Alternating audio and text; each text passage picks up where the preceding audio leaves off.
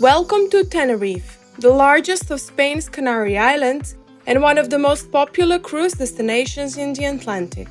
Located off the northwest coast of Africa, Tenerife is known for its diverse landscapes, a year-round mild climate, and the dramatic presence of Mount Teide, Spain's highest peak.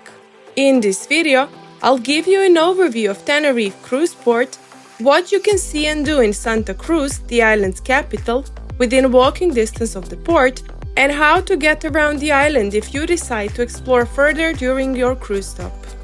I visited Tenerife both on a cruise and on a land vacation, and it's a destination that works very well for both.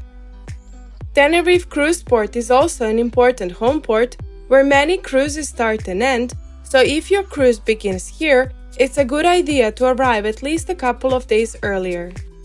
Tenerife is a very diverse island, and your experience will largely depend on where you choose to stay. Santa Cruz, the island's capital, is great for shopping, dining, and city life, and the cruise port is within walking distance of many of the main sites. Las Teresitas beach is only a 15-minute drive away, though this area can be windy at times. If you're looking for sun and beaches, the south of the island is usually the best choice. Areas like Playa de las Américas and Costa Adeje are popular for their beaches, resorts, and calmer weather. We stayed at Cleopatra Hotel, part of the Mare Nostrum resort, and had a fantastic experience there. The hotel sits right on Playa del Camisón, a small and calm beach near Playa de las Américas. We had an ocean view room, and waking up to that view was something special. Playa de las Américas itself is lively, with plenty of hotels, restaurants, bars, shops, and easy access to beaches along the coast. It's located about an hour drive from Santa Cruz, with easy highway access and regular bus connections. If you're interested in the hotel, I'll leave the link in the description. Other popular areas to consider include La Laguna, which is often more affordable and only a 20-minute drive from the cruise port, and Puerto de la Cruz, a greener and more traditional resort town in the north. Puerto de la Cruz is also home to Loro Parque, one of Tenerife's most famous attractions and one of the most beautiful zoos in Europe. On my blog adventurebegins.com, you'll find a full guide to the best areas to stay in Tenerife, a one-day Santa Cruz itinerary, and a complete Tenerife cruise port guide with all the best things to do on the island, so feel free to check it out if you want more details and insights. Tenerife Cruise Port is located in Santa Cruz de Tenerife, close to the city center. Many of the main sites, shops, parks, and cafes in Santa Cruz are within walking distance of the port. When I visited, there was no cruise ships in port, but I walked to the cruise terminal from the city. Depending on where your ship is docked, the walk usually takes around 15 to 20 minutes. The port area is flat and easy to navigate. If your ship docks farther from the main exit, shuttle buses are often provided. Outside the terminal, you'll find taxis, local buses, and organized shore excursions, making it easy to explore both Santa Cruz and other parts of the island. Santa Cruz itself is very walkable, so many cruise passengers choose to explore the capital on foot, while others use the port as a starting point for excursions across Tenerife. And now, let's take a look at the best things to do in Santa Cruz with a one-day itinerary you can easily follow. If you decide to stay close to the port, Santa Cruz is easy to explore on foot and works well for a relaxed day. A good place to start is Plaza de España, the main square of Santa Cruz and the closest major attraction to the cruise port. The square is dominated by the Monument to the Fallen, a large landmark that stands beside the artificial lake and open plaza, surrounded by historic buildings and government offices. Beneath Plaza de España are the remains of Castillo de San Cristóbal, a historic fort that once protected the city, which you can visit for a small fee. From Plaza de España, it's a short walk to Plaza de la Candelaria and Calle del Castillo, the main shopping street in Santa Cruz. This lively area is ideal for shopping, with international brands, local stores, and duty-free perfume shops where prices are often lower than elsewhere. You'll also find many cafes and restaurants around this part of the city. Continuing on foot, you can head toward Mercado de Nuestra Señora de África, one of the most colorful spots in Santa Cruz. This local market is known for fresh fruit, local products, spices, and small food stalls. It's a great place to see everyday life and pick up something quick to eat or a small souvenir. Nearby, you'll also pass Tenerife Espacio de las Artes, a modern art museum housed in a distinctive grey building. From the market area, you can walk or take a short bus ride toward the waterfront and the Auditorio de Tenerife, one of the city's most iconic modern buildings. Designed by architect Santiago Calatrava, its striking curved roof is often compared to a wave or a sail, and it has become a symbol of the city's modern side. The building is used for concerts and performances, though most people visit just to see its striking design. This area can be quite windy, but it's worth the walk for the views. Close by, you'll see Castillo Negro, also known as the Black Castle, another historic fort along the coast. From here, you can continue toward Parque Marítimo César Manrique, a large seawater pool complex overlooking the ocean, designed by César Manrique, a famous Canary Islands artist and architect known for blending architecture with nature. It's a popular place to cool off on warm days if you're staying longer in port.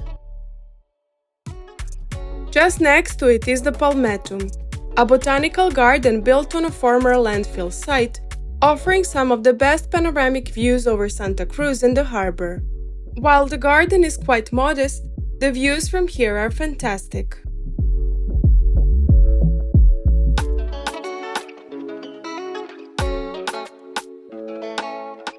All of these spots can be combined into a simple walking route, and if you get tired, local buses are frequent, affordable, and very efficient, making it easy to shorten distances and return to the port.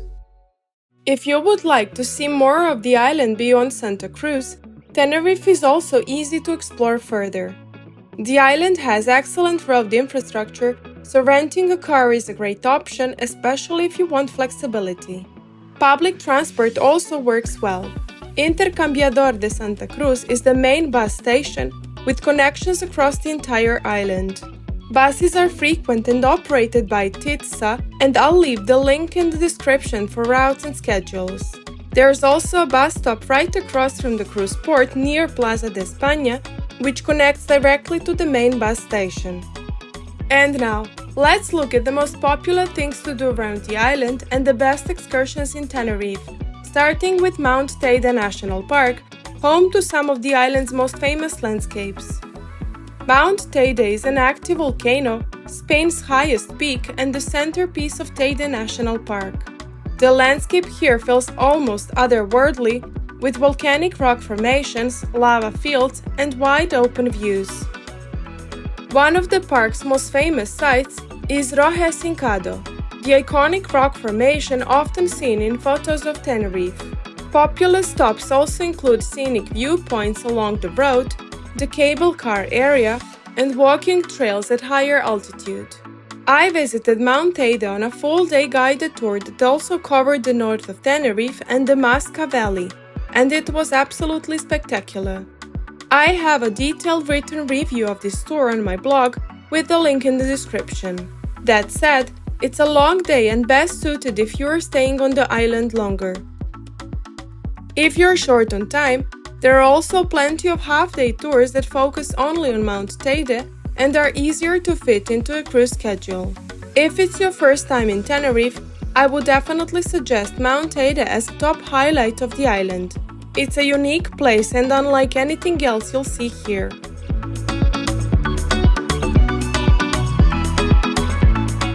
Another popular option is Playa de las Teresitas, the main beach near Santa Cruz. Reaching the beach independently is easy. There's a bus stop right outside the port area on the main street. Take bus 910 and the ride takes about 20 minutes with frequent departures. Taxis are also affordable and a convenient option. Playa de las Teresitas is a wide golden sand beach with calm water, backed by palm trees and Dianaga Mountains. The sand here was imported from the Sahara, which gives the beach its distinctive golden color. You'll also find basic facilities and a few beach bars where you can grab food or drinks.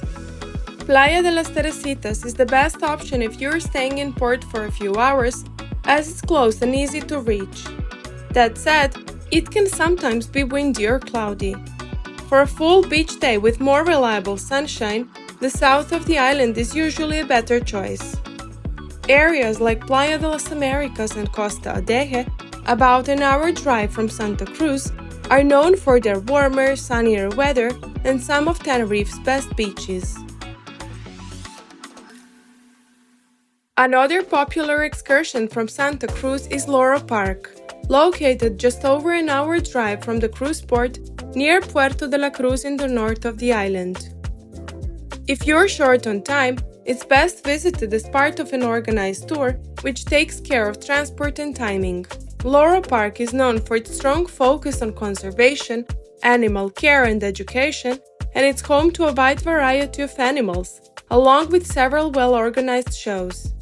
The animals here are clearly well cared for, and many have been rescued or are part of conservation programs, which made the visit much more enjoyable for me. Loro Parque also has several scheduled shows, including the dolphin show, sea lion show, orca show, and the parrot and bird show, all running at specific times throughout the day. Because of this, time planning is important, especially if you want to see more than just one show during your visit. If you have extra time, you can also explore Puerto de la Cruz, a pleasant coastal town nearby. It's known for its greener setting, traditional feel, and black volcanic sand beaches, offering a very different atmosphere compared to the south of Tenerife. Another great option is La Laguna, a UNESCO World Heritage town known for its colorful historic buildings and relaxed atmosphere.